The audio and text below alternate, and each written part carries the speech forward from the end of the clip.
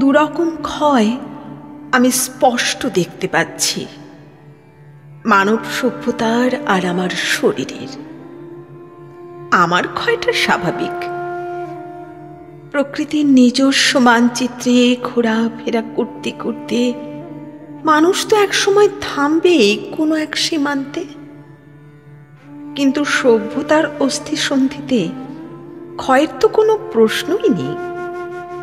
তার তো দুটো ডানা থাকবারও কথা।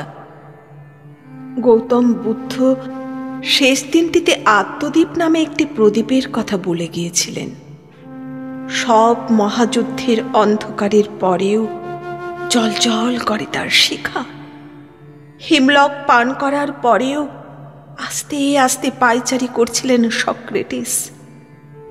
সেই সময় একটা মুরগি ধার রেখে যাওয়ার কথা মনে পড়তেই তার ওষ্ঠে ফুটে উঠেছিল হাসি।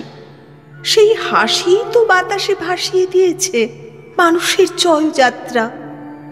চিঙ্গিস খাঁর তলোয়ার ফোঁতা হয়ে গেছে কনফুসিয়াসের দেশে।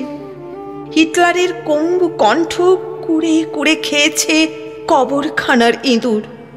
মুসলিনের মুখে হিসি করে দিয়েছে যুদ্ধের সন্তান হারানো জননীরা। কতকাল পৃথিবীতে কোনো মহামানব আসেননি, শুধু দানবের লম্ফচম্প আর প্রতিশ্রুতির ফুলছড়ি। আমি সীমান্তের কাছাকাছি এসে যাচ্ছি খুঁড়িয়ে খুঁড়িয়ে। লেবু ফুলের গন্ধ মাখা একটা হালকা রেলপথ, কিন্তু এদিক ওদিক তাকিয়েও আমি দেখতে পাচ্ছি না অনাদিকালের সপ্তাশ্বরোহী রথটা। থেমে গেল নাকি কোথাও? চরাচর রাত্রিকালীন মেরুদেশের মতো নিস্তব্ধ। আকাশে এত আলো কমে আসছে নাকি আমারই চোখে জ্যোতি?